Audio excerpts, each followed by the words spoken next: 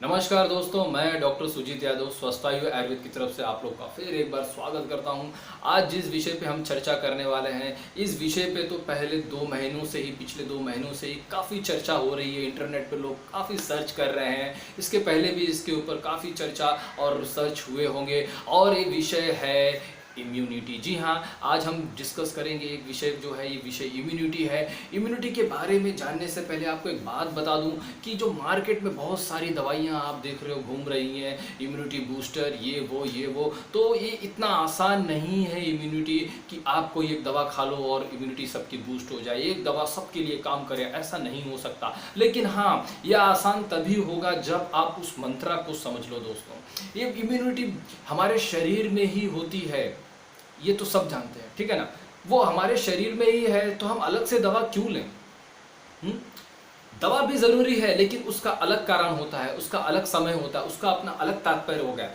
लेकिन उसके पहले अगर हमारे शरीर में ही है, तो हम अपने शरीर में ही उस इम्यूनिटी को कैसे मेंटेन करें, कैसे जनरेट करें, उस विषय पे आज मैं चर्चा करने वाला हूं। और बहुत अलग अलग तरीके होते हैं आपके शरीर में इम्यूनिटी को मेंटेन करने के लिए। सिर्फ एक कारण नहीं है जहां से आपकी इम्यूनिटी बूस्ट होती है, और एक कारण नहीं है जहां से आपकी इम्यूनिटी खराब होती है। तो दोनों चीज़ों को समझना है। एक तो हमारी इम्यूनिटी को जो बूस्ट हो रही है उसको कैसे मेंटेन करना है, और एक जो हमारी इम्यूनिटी खराब होने वाली है उससे हमको कैसे बचना है। तो आयुर्वेद और इम्यूनिटी का जो संबंध है ये काफ़ी पुराना है। जैसे आयुर्वेद पुराना है, तो आयुर्वेद में भी इम्यूनिटी के बारे में काफ़ी कुछ लिखा हुआ है, बस इसको हमें अप्लाई करने की ज़रूरत है। दोस्तों, आज हम चांद पे पहुंच चुके हैं, अच्छी बात है, हम चांद पे पहुंच चुके हैं, लेकिन हमारे अंदर, हमारे शरीर में जो चीज़ चल रही है, जो हलचल हमारे शरीर में हमें स्वस्थ रखती है, जो एनर्जी, जो बल, जो ताकत हमें रोगों से लड़ने के लिए तैयार रखती है, उसके बारे में आज हमको जानना है। वो चीज़, वो मंत्र आज हमको जानना है।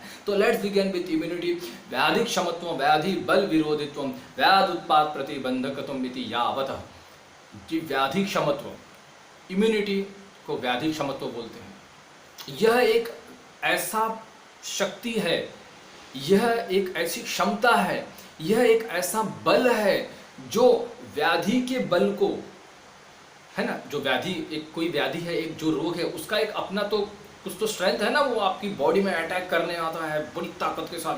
तो उसके स्ट्रेंथ को रोकना, उसके स्ट्रेंथ को खत्म करना, ये हमारे व्याधि क्षमत्व, जो हमारी इम्यूनिटी है, उसका काम है। साथ साथ में अगर कोई रोग हो गया है, तो उस रोग की जो क्षमता है उसको भी कम करना। तो दो काम करना पड़ता है यहाँ पे हमारी इम्यूनिटी को। एक तो आपकी बॉडी को स्वस्थ रखना, हेल्दी रखना, और दूसरा जो रोग होने वाला है उस रोग से आपको बचाना। याद होगा, अगर मेरा फर्स्ट वीडियो किसी ने देखा नहीं है तो मेरा पहला वीडियो जरूर देखना। उसमें हमने एक श्लोका के बारे में डिस्कस किया था, स्वस्थ स्वास्थ्य रक्षण मातुरस्य विकार प्रश्नम च।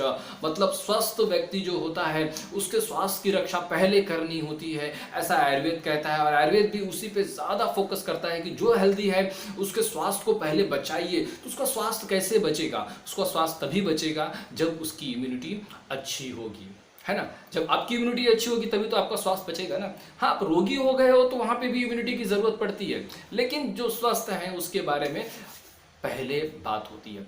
तो इम्यूनिटी जो है, यह 3 प्रकार की मतलब बनती है शरीर में। 3 भागों में इसे डिवाइड किया जाता है। एक होता है सहज, एक होता है कालज, और एक होता है युक्तिकृत। मेरा वीडियो थोड़ा सा लॉन्ग हो सकता है, बड़ा हो सकता है, और शब्द कुछ संस्कृत के हैं, मैं यूज कर रहा हूं, उसका मैं एक्सप्लेनेशन भी साथ में लिख रहा हूं, तो उस पर भी ध्यान देना कि इन शब्दों को क्या कहा जाता है। सहज जो होता है, सहज का मतलब अर्थात जन्म से ही हमारे शरीर के अंदर एक नेचुरल शक्ति, एक बल होती है, और उस बल को संभाले रखना पूरे लाइफ लॉन्ग में, है ना। उस बल को पूरे लाइफ लॉन्ग में संभाले रखना, जब हम संभाल के रखेंगे तब वो इम्यूनिटी हमारी मेंटेन रहती है। तो ये बाय बर्थ ही कैसे हमारे बॉडी में वो इम्यूनिटी कैसे हमारी बाय बर्थ ही आती है? तो बाय बर्थ आती है जब गर्भावस्था में, जब गर्भाशय में जो गर्भ होता है, ठीक है ना, अब वहाँ से ही उसकी इम्यूनिटी जनरेट होनी शुरू हो जाती है। उसके पहले से ही उसकी इम्यूनिटी जनरेट होनी शुरू हो जाती है। एक स्वस्थ पुरुष का स्पर्म, शुक्र धातु, और एक स्वस्थ स्त्री का बीज, ये दोनों का जब कॉम्बिनेशन होता है तब जाके एक स्वस्थ संतान की उत्पत्ति होती है। अब वो स्वस्थ संतान कैसे कहलाएगा, है ना? एक स्वस्थ पुरुष है और एक स्वस्थ स्त्री है। जब दोनों स्वस्थ हैं तो उनका शुक्र और स्त्री का बीज दोनों स्वस्थ रहेगा। दोनों स्वस्थ होने के बाद ही स्वस्थ संतान की उत्पत्ति होती है, प्राप्ति होती है।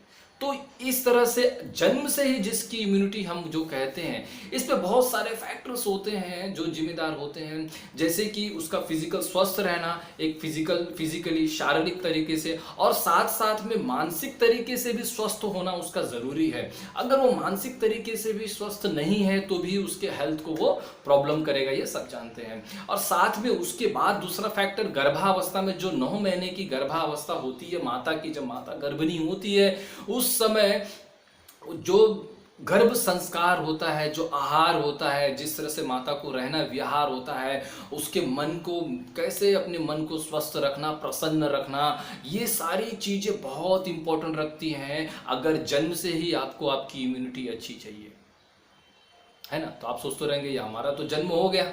जी हाँ, हमारा तो जन्म हो गया, तो ये बात तो हमको पता नहीं थी।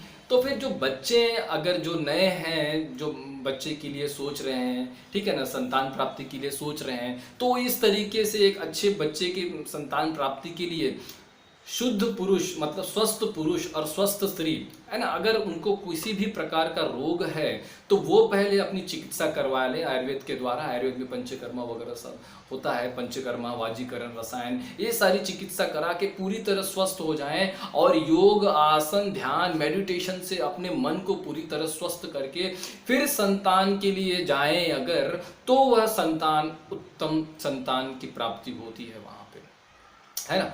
तो इस तरह से जन्म से ही जिसे इम्यूनिटी अच्छी चाहिए, तो ये जन्म से ही इम्यूनिटी के तरीके होते हैं। अब दूसरे पे आ जाते हैं हम, कालज। कालज अर्थात मेरा, आप जो ऋतुचर्या का मैंने जितने भी वीडियोस बनाए हैं उसको आप जरा प्लीज़ देख लेना, पिछले जो सारे मैंने ऋतुचर्या के वीडियोस बनाए हैं उसमें आपको एक कालज का मतलब मालूम पड़ेगा। कालज का मतलब यहाँ पे कई प्रकार के होते हैं। एक सबसे पहला प्रकार कालज जो होता है ऋतु, जो ऋतु बदलते हैं, ठीक है, जो 6 प्रकार के ऋतु होते हैं जो बदलते हैं, उसके अनुसार हमारे शरीर पे जो प्रभाव पड़ता है, तो उसके अनुसार अगर जो हम आहार और विहार करते हैं तो उसकी जो आहार विहार का जो रस होता है, जो न्यूट्रिशन होता है, वो हमारे बॉडी में जाके उस समय हमारे उस इम्यूनिटी को वो बनाए रखता है। जैसे आपने मेरा अगर वीडियो देखा नहीं है ग्रीष्म ऋतु का, तो प्लीज़ वो ग्रीष्म ऋतु का वीडियो देखना, वहाँ पे मैंने आम के बारे में बताया है। तो गर्मी के सीज़न में ही क्यों आम खाना, और वो जो आम खाया है वो गर्मी के सीज़न में, आपकी गर्मी वाली सीज़न में उस आपके बल को बनाए रखेगी, आपकी इम्यूनिटी को बनाए रखेगी उस खास सीज़न में। ऐसे हर सारे सीज़न होते हैं, उसके बारे में भी हम आगे जाके वीडियोज़ बनाएंगे, तो वो भी सारे ज़रूर देखना। सीज़न वाइज आपकी इम्यूनिटी कैसे बनी रहे, मेंटेन रहे, आपकी शक्ति, आपकी बल कैसे बने रहे, तो वो भी जानना काफ़ी ज़रूरी होता है। तो इस तरह से ऋतु का भी प्रभाव पड़ता है हमारी इम्यूनिटी पे, कि हमारी इम्यूनिटी जो चेंज हो जाती है। दूसरी होती अवस्था, बाल अवस्था, युवा अवस्था, वृद्धावस्था। बाल जो बच्चे होते हैं उनकी अवस्था में जो उनकी इम्यूनिटी होती है वो थोड़ी अलग होती है, उनकी उतनी इम्यूनिटी डेवलप नहीं हुई होती है। युवा अवस्था में जब हम आ जाते हैं तो हमारी इम्यूनिटी थोड़ी अच्छी रहती है, और वृद्धावस्था में हम देखते हैं कि इम्यूनिटी कई लोगों की कम हो जाती है, बीमारियों से ग्रस्त हो जाते हैं। तो ये कैसे होता है, बचपन में जो स्वस्थ, अगर मान लो जो मैंने आपको पहले बताया सहज, अब वो स्वस्थ बच्चा स्वस्थ जन्मा है, ठीक है, उसे किसी भी प्रकार का रोग नहीं है और उसकी इम्यूनिटी अच्छी है, तो यहाँ पे जो कालज मैंने बता रहे जा रहा हूँ, अब ये कालज वहाँ पे बहुत इंपॉर्टेंट होता है कि कालज को बनाए रखना। जी हाँ, बाल अवस्था में अगर उसकी जो प्रकृति है वो अपनी प्रकृति को बनाए रखता है और अपने आहार विहार को ऋतु अनुसार, बराबर है ना, ऋतु अनुसार अगर अपने आहार विहार रखता है और अपने शरीर के अनुसार वो रखता है तो उसकी इम्यूनिटी बनी रहेगी, और युवा अवस्था में आने के बाद उसको कोई रोगग्रस्त नहीं होगा। और युवा अवस्था में भी जब जो उसकी इम्यूनिटी बनी हुई है, जो उसकी शक्ति, जो उसका बल बना हुआ है, अब इस युवा अवस्था में उसकी जिम्मेदारी ये बनती है, हम युवाओं की जिम्मेदारी ये बनती है कि इस समय हम अच्छा आहार विहार करें तो आगे जाके वृद्धावस्था में हमें कोई समस्या नहीं होगी। मान लो कोई रोग हो गया, रोग के कई कारण होते हैं, हम ऐसे नहीं बोल सकते कि रोग नहीं हो सकता, रोग के बहुत सारे कारण होते हैं दोस्तों, लेकिन अगर आपका बल अच्छा है, इम्यूनिटी अच्छी है, तो आपका जो बल है उस रोग के प्रति लड़ेगा, उस रोग को होने नहीं देगा। अगर फिर भी हो जाता है किसी कारणवश, तो उसके लिए भी अलग तरीके होते हैं कि आप अपनी इम्यूनिटी को बूस्ट करके वृद्धावस्था में, जो खास करके जो हम कहते हैं कि यार ये बुढ़ापा बहुत परेशान करता है, उस अवस्था में जो हमारी इम्यूनिटी नहीं सही होती, हम रोगग्रस्त हो जाते हैं, आपने देखा होगा। तो इसलिए होते हैं कि वो हम अपनी अवस्था को संभाल के नहीं रखते हैं, जो जन्म से हमारी अच्छी इम्यूनिटी उसको संभाल के नहीं रखते हैं। तो ये तीनों जो अवस्थाएं हैं, बाल के, युवा के, वृद्धा के, तो ये भी काफ़ी इंपॉर्टेंट है इस अवस्था में, और हमारी अवस्था के अनुसार और उस समय जो हमारे दोष होते हैं उस अनुसार, हमारे खान पान के अनुसार उसको बनाए रखना। तीसरा आता है दोस्तों युक्तिकृत।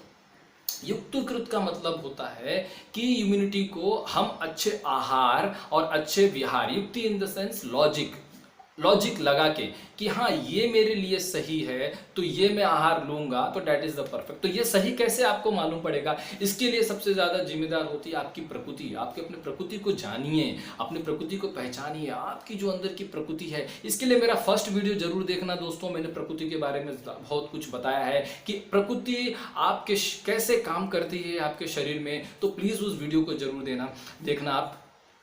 यहाँ पे आपकी प्रकृति का काफ़ी रोल होता है आहार सेलेक्ट करने में, उस विहार को सेलेक्ट करने में। और ऋतु का भी, पिछला जो हमने आपको कालेज बताया, वो ऋतु का भी काफ़ी ज़्यादा महत्व होता है आपको आहार सेलेक्ट करने में, अगर लॉजिकली की हम बात करेंगे। दूसरा होता है पंचकर्मा द्वारा। जी, हर ऋतु, जो भी ऋतु आते हैं, हर ऋतु में अलग अलग प्रकार के पंचकर्मा बोले गए हैं आपके शरीर की प्रकृति के अनुसार, या आपको अगर कोई रोगग्रस्त है तो उस रोग के अनुसार। पंचकर्मा द्वारा आप अपने शरीर की शुद्धि कराने के बाद में रसायन चिकित्सा होती है। रसायन जो होती है आपके इम्यूनिटी को बूस्ट करती है। जैसे आपने सुना होगा च्यवनप्राश, है ना? तो च्यवनप्राश एक रसायन था जिसे ऋषियों ने, च्यवन ऋषि तो थे ही, उन्हें अश्विनी भगवान ने च्यवन ऋषि को दिया था ताकि उनकी जो वृद्धावस्था, उनकी जो इम्यूनिटी है वो सब बने रहे। तो ये जो रसायन जो आपने सुना ही होगा, रसायन, वाजीकरण, ये सारी चीज़ें,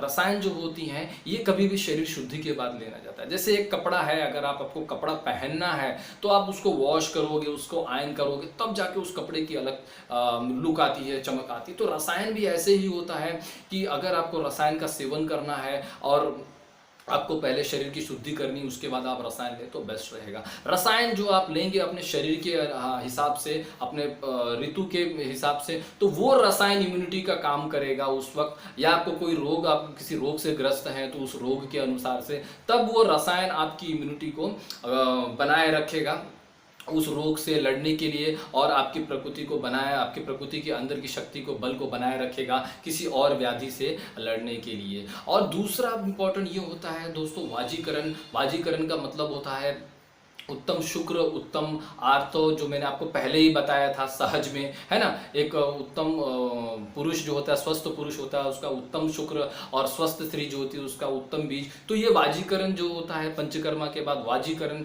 अगर आहार, अगर वाजीकरण चिकित्सा आप लेते हैं, वाजीकरण औषधि आप लेते हैं, तो उस तरह से आपकी इम्यूनिटी आगे जाके बच्चों की जो इम्यूनिटी गर्भावस्था में जो आने वाली बच्चों की, जन्म की बच्चों की है, वो बनी रहती है। तो ये आज जितनी भी बातें मैंने बताई हैं, इसे आप ध्यान में रखो कि immunity is not a medicine. ये एक छोटा सा मेडिसिन नहीं है, ये कोई अमृत का कलश नहीं है कि हमने पिया और बस बूस्ट हो गया, ऐसे नहीं होता है। इम्यूनिटी बहुत सारी चीज़ों से हमें उसे बचा के और खा के, बूस्ट करके, इस तरह से संभाल के रखना पड़ता है। आगे हम इन सारी चीज़ों पे चर्चा करेंगे, डीप में वीडियोस बनाएंगे। जैसे मैंने सहज की बात की, तो सहज में गर्भ संस्कार जो होता है, गर्भ संस्कार कैसे रोल प्ले करता है इम्यूनिटी के लिए, एक अच्छे उत्तम गर्भ के लिए। दूसरा कालज ऋतु के बारे में तो हमने पिछला ग्रीष्म ऋतु का वीडियो बनाई है, आगे बाकी ऋतु के बारे में भी हम बताएंगे। उसके बाद में युक्तिकृत लॉजिकल चीज़ें जो मैंने आपको बताई पंचकर्मा द्वारा युक्ति लगा के किस तरह से हम उसे अपनी इम्यूनिटी को बूस्ट कर सकते हैं, तो उसके बारे में भी आगे हम बताएंगे। ये बहुत बड़ा सब्जेक्ट है, तो इट विल टेक टाइम कि हम आपको किस तरह से थोड़ा थोड़ा चीज़ें समझाएंगे। तो आज का मेरा वीडियो दोस्तों आपको कैसा लगा ये प्लीज़ आप शेयर कीजिए, कमेंट कीजिए। कोई डाउट है तो प्लीज़ कमेंट कीजिए, उसको हम क्लियर करने की कोशिश करेंगे। और आगे भी जाके इस इम्यूनिटी वाले चैप्टर को डिवाइड करके आपको पूरी तरह छोटे छोटे चीज़ों में समझाएंगे कि हमारी इम्यूनिटी किस तरह से हम सही तरीके से रास्ते पे चले तो किस तरह से मेंटेन रहेगी। तो आज के लिए मैं अपनी वाणी को यहीं पे विराम देता हूँ। धन्यवाद।